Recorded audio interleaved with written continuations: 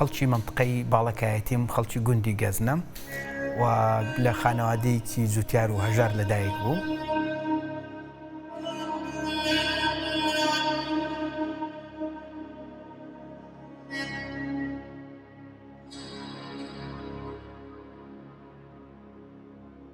دکتۆر لەژێر ئەو دارگوێزە لەدایک بوو، لێرە خیمەک هەبوو کە پرێکی لە پێش بوو، لە لێرانە لەژێر ئەو دارەی لە ساڵی 1970 ماڵن لێرە بوو، لێرە دکتۆر لەدایک بوو لەژێر ئەو دارگوێزە.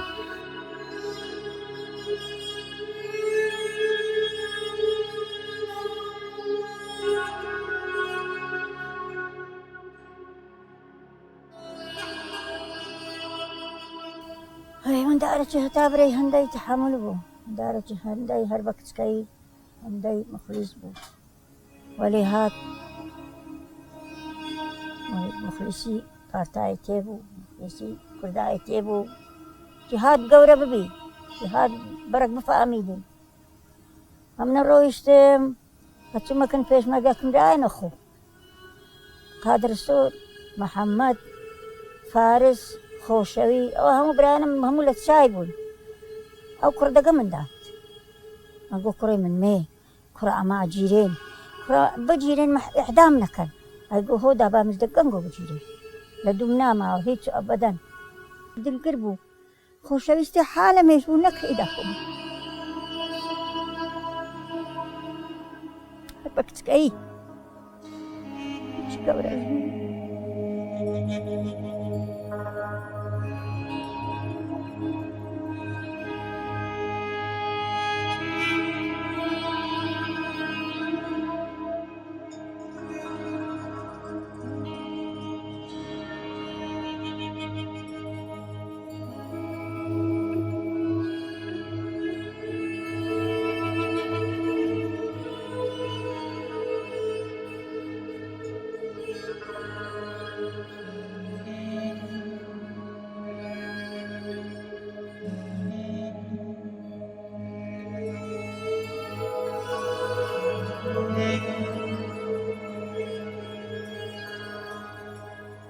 لە 79 تەواوی منطقەی دۆڵی تەواوی دۆڵی ڕستی هەمووی حکوومەت بە ڕای گواست بردیە وەردیگاکان ئەمە بردە دیانە. لەوێ لە دیانە ماینەوە تا 83 بە شێوەیەکی نافەرمی ینی بە قاچاقی هاتینەوە ئێرانە. جارێکیت کە گوند تقریبەن توانم بڵێم ئاوەدان کراوە 50 ماڵێکی لێ بوو تا 85 شەڕی ئیران و عێراق دروست بوو. لە 85 دکتۆر بریندار بوو، ساسمەکی تۆپی بەسەری کرد. هەر لە 85 ئەمە ڕۆیشتینەوە چوونەوە دیانە، خانین هەر هەبوو لەوێ، خانین مابوو. لە 85 بووە تەڵەبە.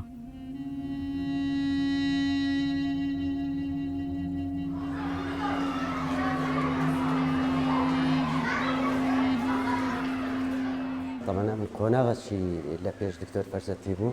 لە قوتابخانەی دڵداری سەرەتای تێکەڵاو. یەکێک لە یادەوەریەکان کۆبوونەوەیەکی دایکان و باوکان بوو، چەند بەرپرسەکی حکوومەتی بەعس ئەو کات لەوێ بوون. بڕێوەبەری قوتابخانەکەمان و مەعاونەکەی و ئەوانە هەندێک شعریان لۆمە دیاری کردن. طبعا شعرەکان سنووردار بوون، نەدەبوو لە سنوور بچتە دەرێ. 4-5 تەڵەبە بوون، یەک لەوانە دکتۆر فەرسەت و ئەمیشی لەگەڵ بوو. ئەم پۆلی پێنجی سەرەتایی بووم، ئەو پۆلی سواری سەرەتایی. 2 ڕۆژ پێش ئەو کات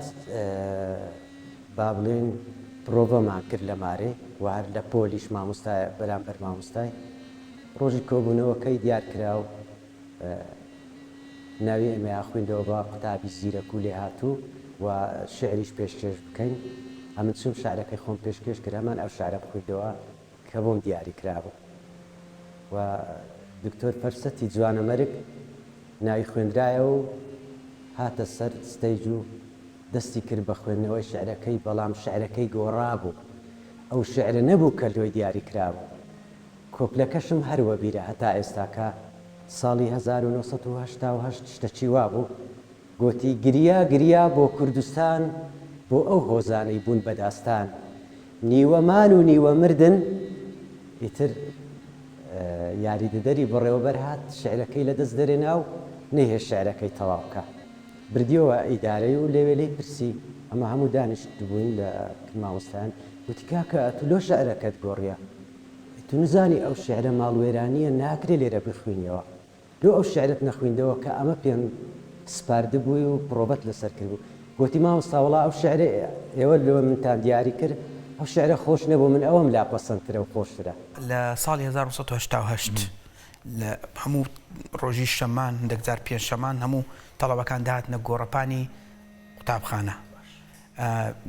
شعرێکی عەبدوڵڵا پەشێوم گوت بیرما ئەڵێ شەو لە خەوما ڕێبوارێک بووم بۆ بەر دەرگای یۆتانە چووم ڕەشم بینی ئاڵای هەبوو سپیم بینی ئاڵای هەبوو هەرچیم بینی ئاڵای هەبوو قیژاندیان ئەی بێ ئاڵا بۆ دەرەوە ئەی بێ وڵات بۆ دەرەوە منیش وتم مەی قیژێنن کە چوومەوە ئەم چیرۆکە بۆ مناڵان دەجێرمەوە منداڵی دکتۆر فەرسەد وەکو هەموو خەڵکی کوردستان منداڵیەکی زۆر ئاسایی بوو بەڵام ئەوی زیادە کردەوە ئەوە بوو کە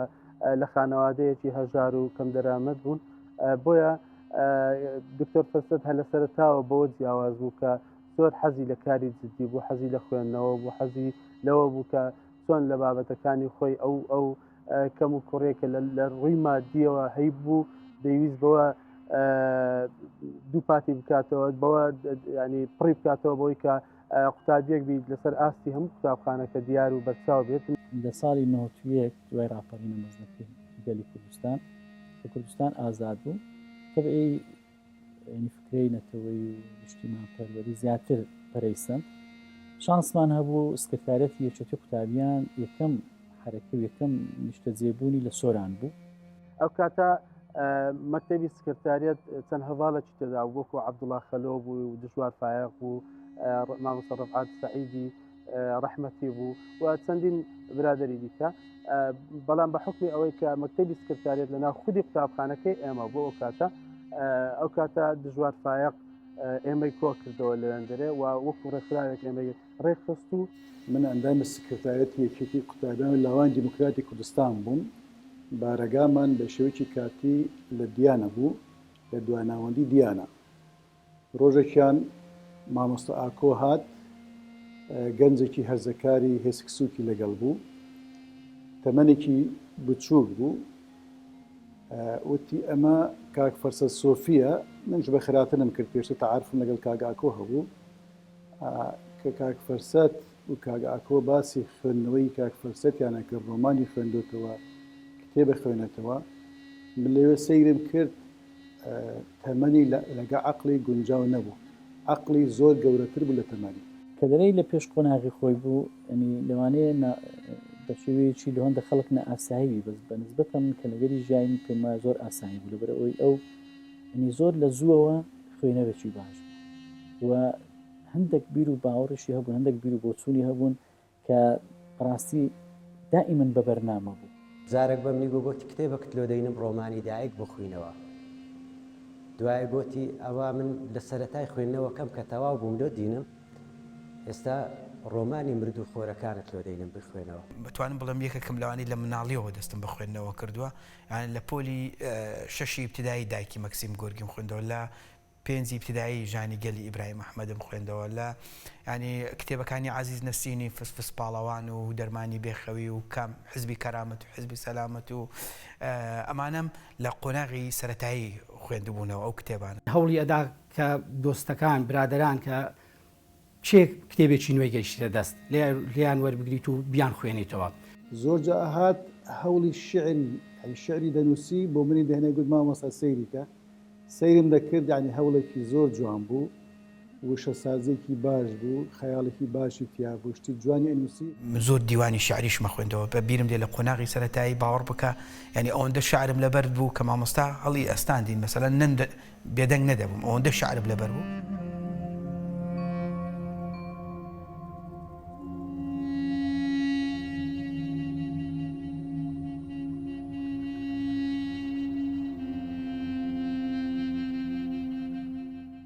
وەختێکی و ئەو لە سووران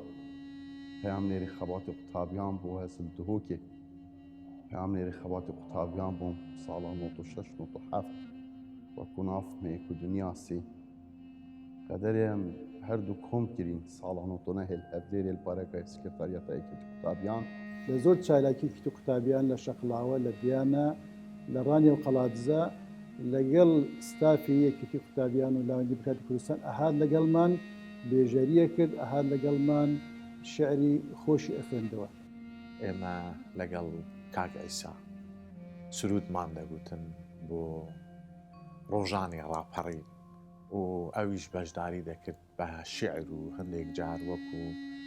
عەریف حەفل و ئەوانە.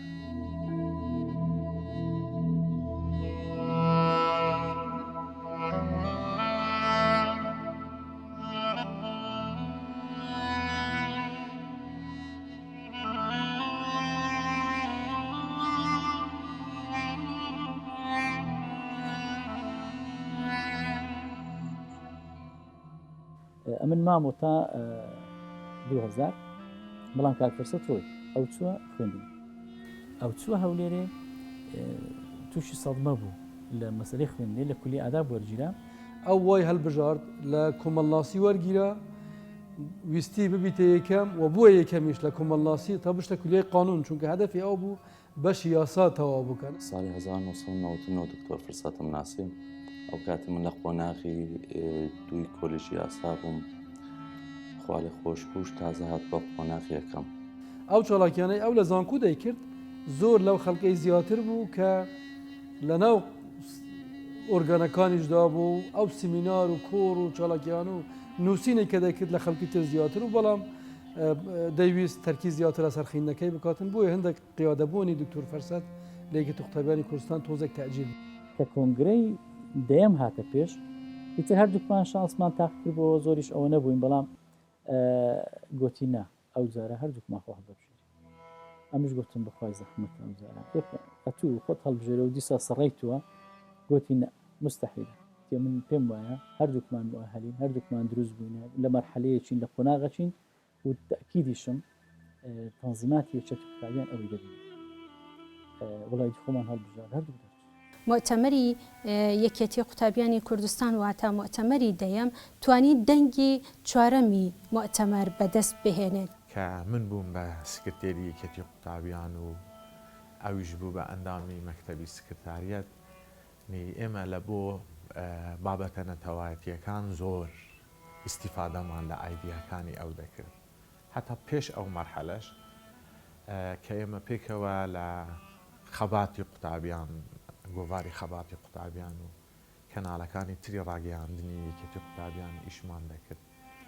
ئەنی کە دەگەیشتە سەر بابەتە نەتەواتیەکان نازانم هەستێکی زۆر جیاوازی هەبوو حەماسەتێک دەیگرت کە پرۆژەیەکی پێشکەش دەکرد ئەوەندە بە تام و چێژەوە باسی دەکرد ئۆتۆماتیکیان حەزت دەچوو ئەو پرۆژەیە جێبەجێ بکەیت. بەشێکی تازەمان کرد بۆ بەشی چاڵاتچەکان گرەوی ئەوە هەبوو کە ئەو بەشە نەزەحەت ناینی تازە بوو بەویست پێدرا کە بەویست پێدرا باوەڕتەبی زۆر بە لێزانانە توانی هەندێک شت بکات مەسەڵەن لۆ نمونە ئەو خێوەتگانە خێوەتگای دیدەوانی کە لە هەموو شار و شارۆچکانی کوردستان کرا ئەس مەسوولەق بووم مەسوولەق یەکێتی قوتابیان و ئەندامی مەکتەبە سکرتاریەت بوو دکتۆر فەرسەت بۆمە توێ قۆناغێدا ڕێنیشاندەر بوو هەم وەکومە ئیشارەت پێدەی ناحیە زانستی دائیمەن تەکید هەندێت کرد و کادرێت یەکێتی قوتابیان پێتویە زێدەتر نمونە بن ناحیە زانستی لە ناحیە ئەکادمیدا. دکتۆر فرسەت ڕۆیایەکی جوانی هەبوو یعنی هەمیشە گەشتبین بوو هەمیشە لێو بەخەندە بوو هەمیشە یعنی من دەکرێت بڵێم هاوکارێکی باش بوو دکتۆر فرسەت هاوڕێیەکی باش بوو کەسێکی ڕاستگۆ و ڕەوشت بەرز بوو زۆریش لەگەرە من محاولەی کرد کە مەسوولەقی زانکۆی سەلاحەدین بووم گوتی دەبی ڕێ بدەی خەڵک ئازاد بێ قسە بکات وانە فکری تابلۆی ئازادمان تەڕح کرد کە لە هەموو کولیەکان هەبیت ئیتر دواتر بەنەوە ئاخیانی خەڵکێک بەنەوە ئاچکی تەفسیر کرد بەس ئەمن تەسەورم کرد زۆر نەجاحەتی هینا ئەو کات لەبەرەوەی خەڵکت دەیتوانی بە ئازادن لەسەر ئەو قوتابیان هەمیشە ئەو تیمەی کە لەگەر ئەو ئیشی دەکرد خۆشحاڵ بوون لەوەیەوە کە دکتۆر فرسەتیان لەگەردا چکو ئەیانزانی ئەو لابارە قورسەکە ئەخاتە سەر شانی خۆی.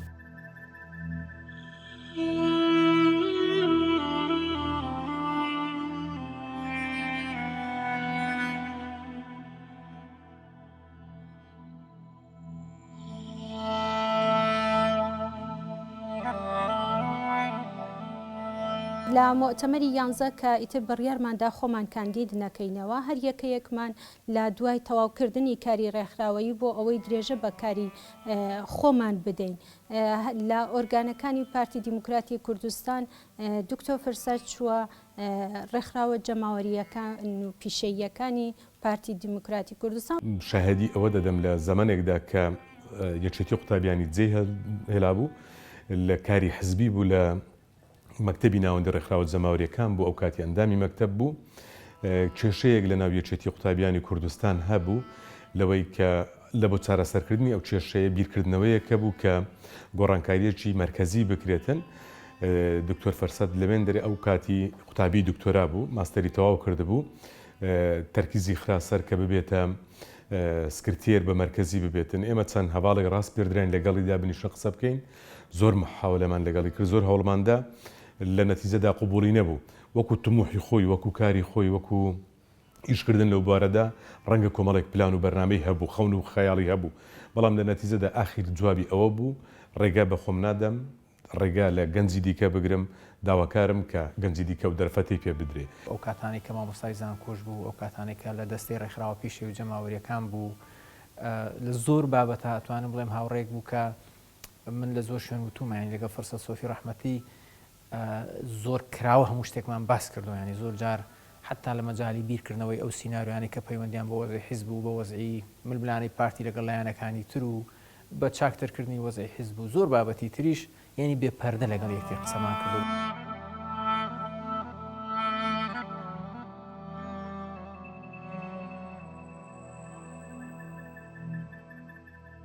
کاک فرسەت ڕۆژێک تەلەفۆنی بۆ کردم بە پێکەنینەوە پێیوتم شتێکت بۆ خوێنمەوە بزانم دەزانی چییە؟ وڵا شتێکی خوێندەوە هەستم کرد من تێدامە لە ناوە شتا تی ئەوە لە دەفتەری یاداشتەکانی من شتێکت لەبارەی منەوە نووسیوە من باسی ئەوم کردبوو کە سەرڕای دۆخی ناهەموار سەرڕای هەژاری سەرڕای ئەوەی کە سەردەمی شەڕی ناوخۆ بوو ئەو کات وەڵام کاک فرسەت هیچ کاتێک دەستبەرداری توانای خۆی دەستبەرداری داهاتووی خۆی نابوو هەمیشا کۆشی ئەکرد. من لەوێوە نمونەم بە کاراکتەرێکی نێو یەکێک لە ڕۆمانەکانی ڕۆمانوس ئەربیستۆ ساباتۆ هەیە کە ڕۆمانوسێکی ئەرژەنتینی بوو لەوێ ئەو کاراکتەرە باس لەوە ئەکات چۆن لە ناومێدی ئومێدی دروست کردووە چۆن زاڵ بووە بەسەر هەموو تەنگ و چەڵەمانەی ژیان. کاک فرسەتم بەو شێوەیە وێناکرد بوو ئەو زۆر دڵی بەو خۆش بوو بە وێناکردنەی پێیوتم وەڵایی هەستەکەم خۆم تێدا ئەبینمەوە منیش.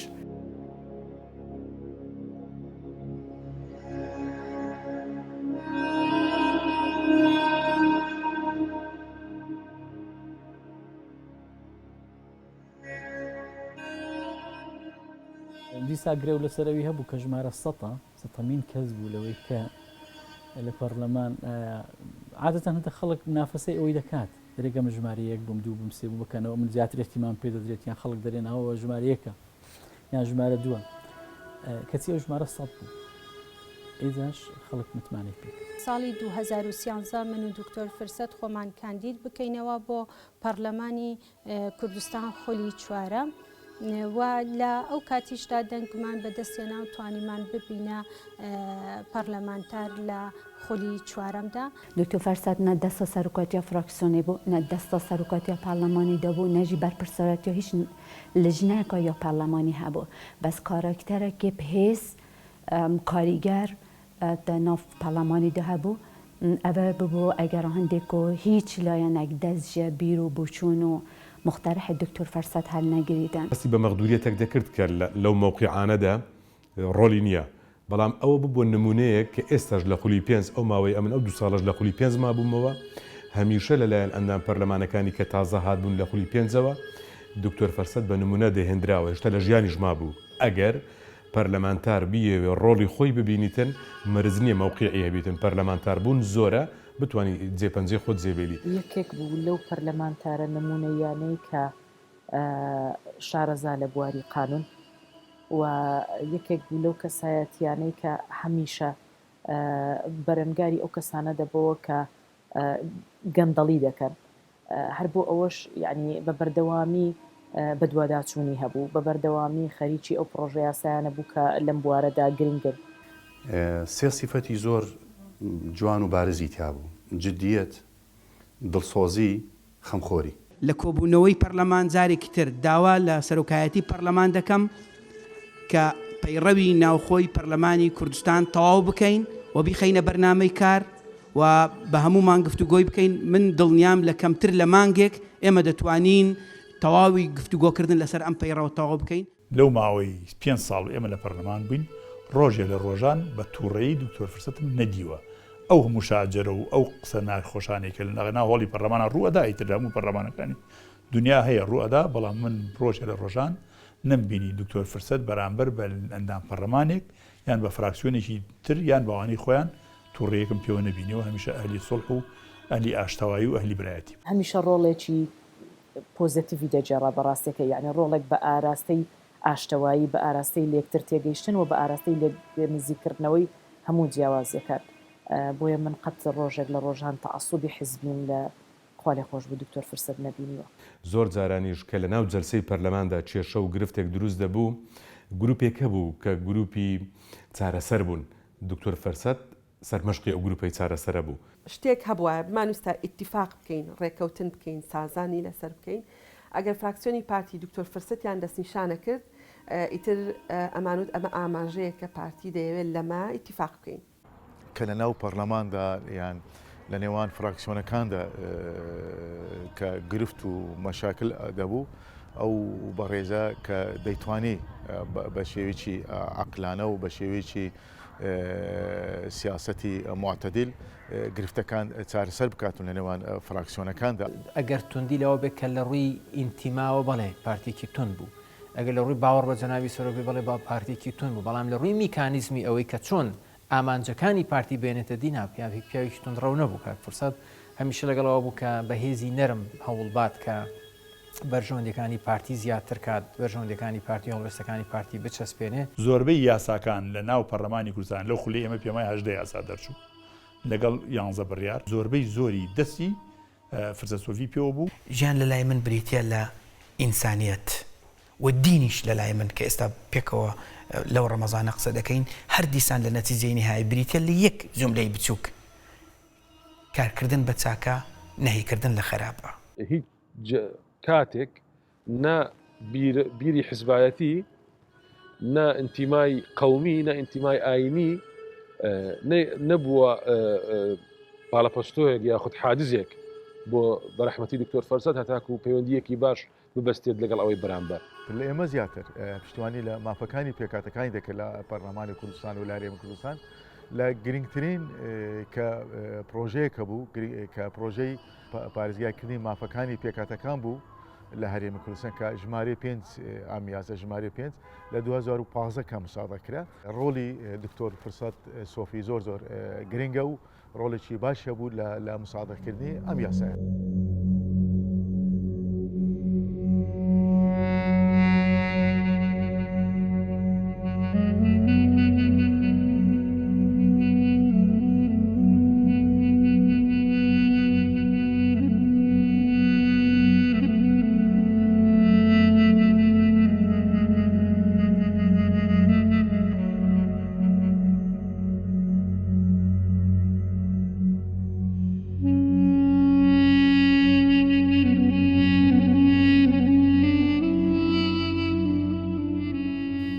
بەبیرم نایە شەڕێکی شخصی لەگەڵ یەک ئەندام پەرلەمان کردبێت لەنا ئەو 111 پەرلەمانتاریە بەبیرم نایە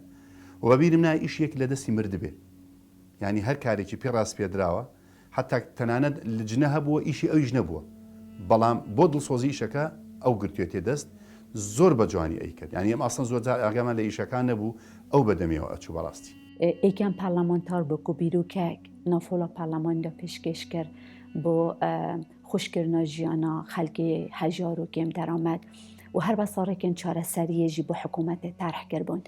واتای دکتۆر فەرسەد ئێژوان کەسا بوو و هەر دەمێ بەحسە هەر کێشایەکی کرد بۆ چارەسەریژی بێ هەبوو. وەختا کوش پەرلەمانی خلاص بووی و خانەنشینا خۆ ڕەت کردی. gelek biradera pê kiryareka seyr bû ka çawa xanenişîna xwe ret kir wextekî ku mafê hindê hebû xanenişîn bibîtin. Gotî nabîtin mirov. Ştek rizqê mirovî nebîtin, rizqî mirov wê rizqî xwe.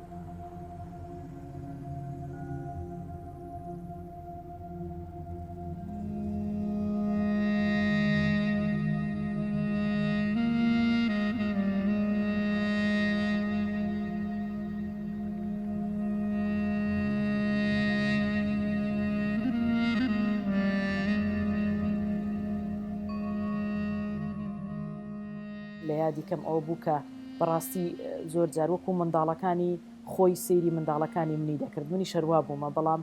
تەنانەت یعنی لە ماڵەوە جاری وا هەبووە باسی خواردنێکمان کردووە لە پەرلەمان وتمە فڵان خواردن خۆشەکە خێزانەکەی حازری کردووە ڕێک بە منداڵەکانی نردوویەتی یعنی بۆ ماڵی ئێمە توێتی ئەوە بەشی ئەوان بۆیان بنێرن ینی ئێمە تێکەڵاوەتیمان بە جۆرێک بوو کە ئەگەر هەموو ینی بۆ چوونە سیاسیەکانی لێ بە دەرکەی بەڕاستی ئێمە لەگەڵ کاک دکتۆر فرسەت وەکو خوشک و برا بووین. هاوسەرەکەی زۆر خۆشەویست منداڵەکانی زۆر خۆشەویست یعنی دیارە ڕاستە کە دکتۆر فرسەت زۆر پڕئیش بوو زۆر سەرقاڵ بوو کەمتر دەیتوانی لە ماڵەوە بێت و نازی منداڵەکانی بکێشێ هاوسەرەکەی بکێشێ بەڵام ئەو کاتانەی ترکە لە ماڵەوە بوو هەمیشە بۆ منداڵەکانی قەرە بوو ئەکردەوە. هاوسەرەکەی زۆر خۆشەویست لە سەفەرا کە دەچووین زۆر جار هەدیەی تەنها بۆ کەس نەئەهێنا بۆ هاوسەرەکەی ئەکڕی. دەمگوت پێنیشانیەدام ئەو ئەوە جوانە دەمگوت دکتۆر زۆر جوانە. یعنی زۆربەی هەرە زۆری کاتەکان ئەگەر هەر سەفەرێکی کردبێ مستەحیل لە دکتۆر هەدیەیەکی جوانی بۆ هاوسەرەکەی نەکڕی بێ بۆ ویساڵ خان. هەمی گڵێ دەبێژێت ویساڵ نمونەوە ژنێکەیەک و بۆ هەرمێرەکێ پشت بڕاستیدەن. دەبێژیدەن کە ئامینە gelek جارە مەسەن ئەو هاریکاریە ڕاتبێ من نیفت کرد دە ویساڵ بێشتی هاریکاریایە. وی خەلکی هەژار بکە ئەس ماڵ بم ماڵ نەبم ئەزێ ماڵە خۆ پشڕاستم واتە ژنێک کۆ هەمی باوەریە خۆ هەژاریە کو تێدا دەرباز بووین خوشی و نەخۆشیە دکتۆر فەرسەد دادگەلدا بووە.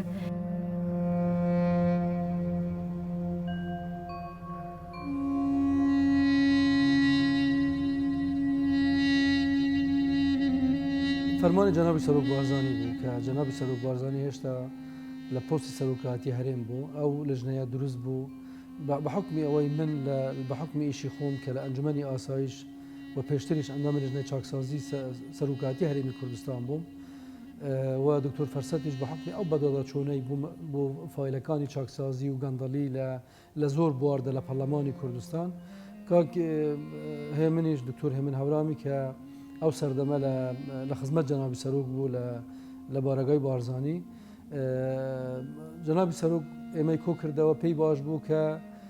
چەند کەم و کورتیەک هەیە لە ماوەی ڕابردوویشی لەسەر کراوە گلەیەک هەیە چەند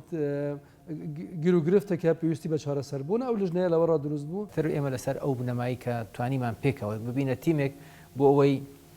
بتوانین ئەو شەکوایانەی کە دێن ئەو بابەتانەی کە هەن پوخت بکرێنەوە و ڕێگە چارەشیان بۆ بدۆزرێتەوە چونکە ئامانج لە لیژنەکە ئەو بوو کە ڕێگە چارەش بدۆزرێتەوە لەگەڵ دامەزراوەکانی تر بە فیلتەری یاسایی و ئیداری خۆیان بڕاتەوە توانێت ئێمە بڵین ئێمە لیژنەیەکی هەماهەنگی بووین بۆ هاوکاریکردنی پرۆسی چاکسازی.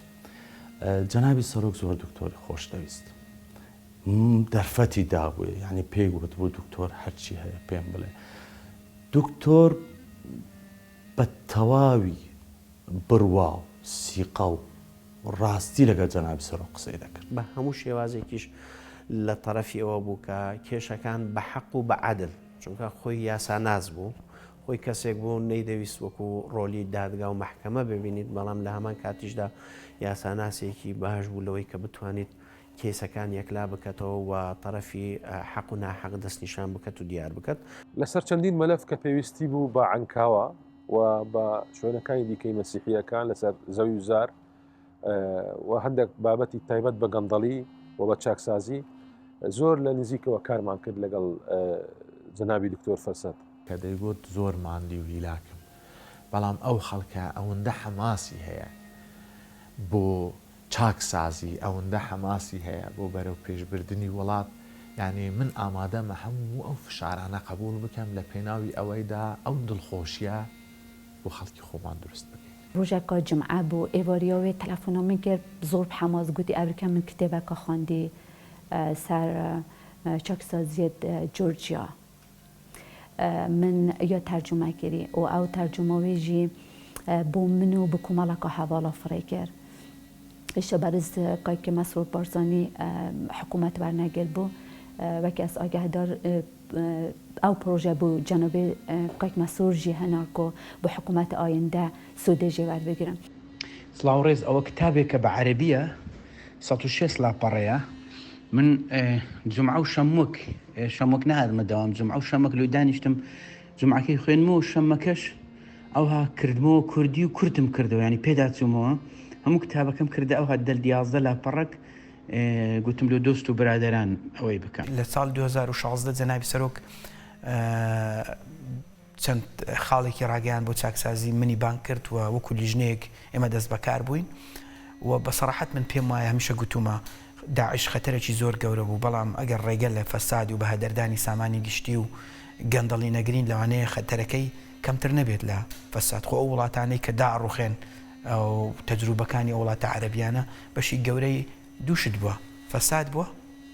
دیکتاتۆریەت بووە. لای جەنابی سەرۆک دڵسۆزی و ڕاستگۆیی و خاکیبوون و خیانەت نەکردن لە ئەمانەت ئەمان هەمووی پێوەری گەورن بەوەی کە ئەرکێک بە هەواڵێک ئەسپێرێ لەبەرەوەی ئیشەکانی جەنابی سەرۆک زۆر فراوان و لە کۆمەڵێک پانتایی جیاوازابوون و کاک فەرسەد توانی بووی لە هەموو ئەو ئەرکانەی پێی سپێردرا بوو ئەرکەکان زۆر بە باشی بەڕێوەبەرێ و نەتیجەی زۆر باشی هەبێ ئەمە ژوای کردبوو کە بە تێپەڕبوونی کات ئەو متمانەی لە سەریە کەڵەکەتر ببێت و بۆ ئەرکی گەورەتر ڕاست پێردرێت بۆ دوجاریژەوە بوو کە کرای پارێزگاری هەولێر. سوێن بە خودای گەورە دەخۆم کە پارێزگاری لە یەکێتی هەرێمی کوردستان عێراق و سەلامەتی خاکەکەی بکەم و چاودێری بەرژەوەندەکانی گەل بکەم و پابند بم بە دەستور و یاسا کارپێکراوەکان لە هەرێمدا و بە دڵسۆزی و ڕاستگۆیی و دەستپاچی و بێلایەنیەوە کاری خۆم ئەنجام بدەم و خوددا شاهیدە لەسەر ئەوەی دەیڵێم. پیرۆزی ئینشاءالله.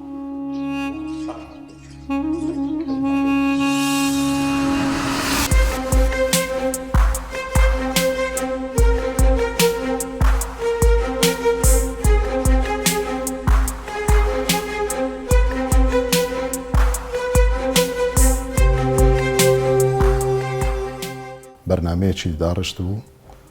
خودی جەنابی سەرۆکی حکومەتی لێ ئاگدار کردبوو کە و ئەنجومەنی وەزیرانیش و جەنابی وەزیری ناوخۆش کە ڕەزامەند بوون لەگەر ئەو لەسەر ئەو بەرنامەی کاری کاک دکتۆر فەرسەتی ڕەحمەتی کە ئەنجامیدا ئەو کاتێک کە دەست بەکار دەبێ وەکو پارێزگای هەولێر. ئەوەی ئەو دائیمەن تەرکیزی لەسەر دەکردەوە گرنگی پێدەدا دەگۆ گرنگی بدا بە ئەو شوێنانەی کە خزمەت گوزاریان کەمە ئەو شوێنانەی کە هەژارن.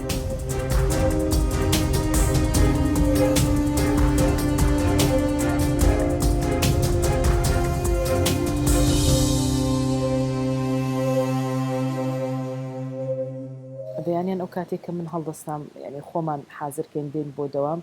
سیرم دەکرد کاتێکی ئێمە خەبەرمان دەبووە سیارەکانی ئەو بەخێرایی بەبەردەمی ماڵی ئێمەدا تێدەپەڕی دەڕۆیشت.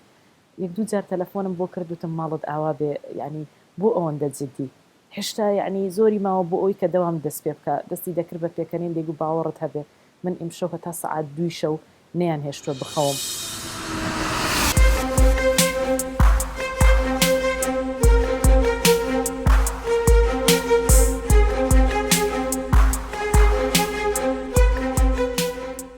درنگانی شەو بۆ دوای 12 شەو بوو من لەگەڵ ئەو بووم ناو ئۆتۆمبیلەکەی بەرەو دەرەوەی هەولێر ڕۆشتین. لێم پرسی بەرەو چێ دەچین وتی کەسێک ئینتزارم دەکا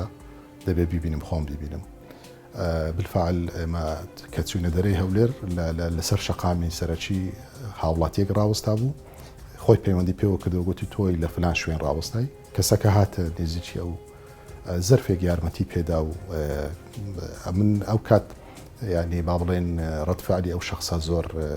سەرنجی ڕاششام ینی زۆر هەستی بە دڵتوندیە کردو ئەو شخصە گریا گوتی تۆ محافزی خۆت دەی هاوکارێکە بەدەستی خۆت بۆم دێنی ئەو ماوەیە کە محافز بوو خزمەتی زۆری کرد بە بێ جیاوازی خاستان بە تایبەتیش بۆ پێکاتەکان بە تایبەتی پێکاتەی نەتەوەی و ئادیانەکان کە لە هەولێردا وجودیان هەیە کە بەڕێزیان بێتەوە عنکاوە و بە بۆنەی جەژن وەکو پارێزگاری هەولێر پێکەوە یەکەمین جار چوینە بازاری عنکاوە بازارە کەونەکەی عنکاوە دەرگا پێدەگوترێ چوین لەگەڵ گەنجەکان دانیشتین چامان خوارد سەردانی کاسبکارانی کرد دوکاندارانی کرد سەردانی ئەو گەنجانەی کە لەسەر جادە کار دەکەن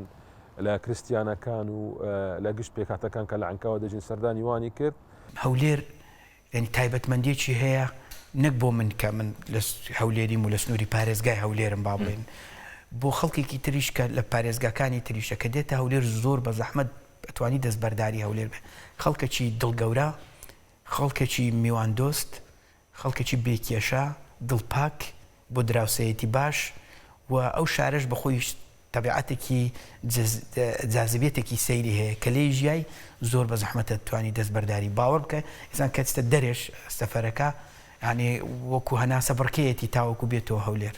ئای مەسەلەن ڕەنگە 6 مانگە لەگەریشم کرد هەر ئەوەندەش یعنی دەرفەتەکە هەبوو یعنی لەو 6 مانگەی ڕاوەستانی نەبوو عین دەگوت لە ناو دڵی ئەو کادرای پێ گۆترا بوو ئەتوکا کار 6 مانگت هەیە ها بەو 6 مانگەی بڕۆ پرۆژەکانت تەواو بکە یعنی ئەوە قەناعەتی منەوە ئەوهام دەخینەوە.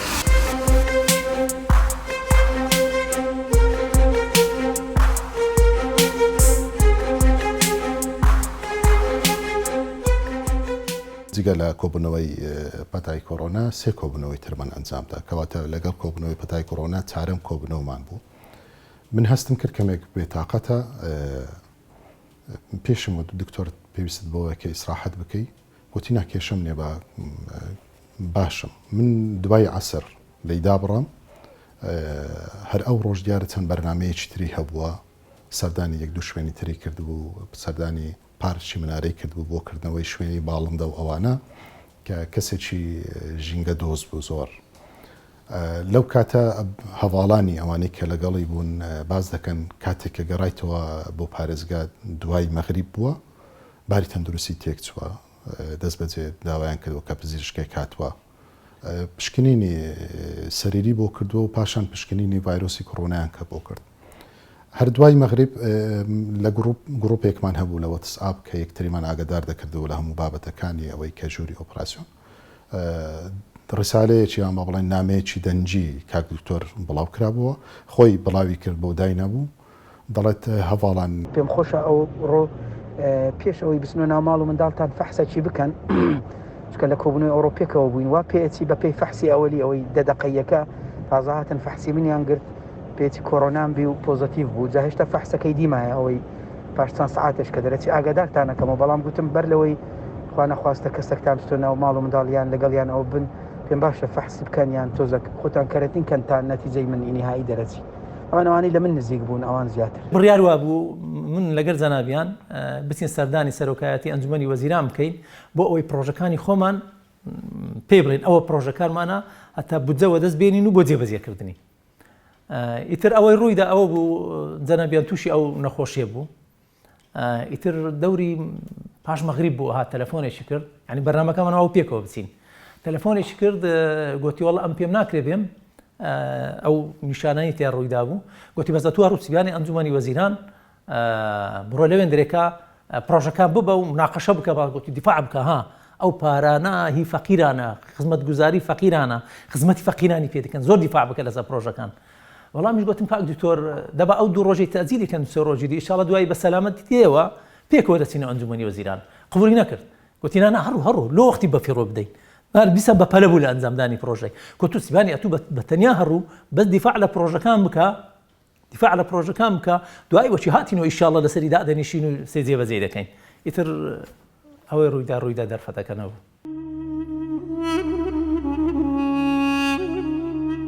دکتۆر فەرسەد کەمشیە بەڵام ژیانی پڕ لە کار و بەرهەم بوو. دکتۆر فەرسەت بە جوانەمەرگی ماڵ ئاوایی لێکردین، بەڵام بە چیرۆکی سەرکەوتووی ژیانی وێنەیەکی زۆر جوانی لای هەمومان بەجێهێشت. نمونەی کارزانی، دەستپاکی، نیشتیمان پەروەری و دڵسۆزی و خەمخۆری وڵات بوو.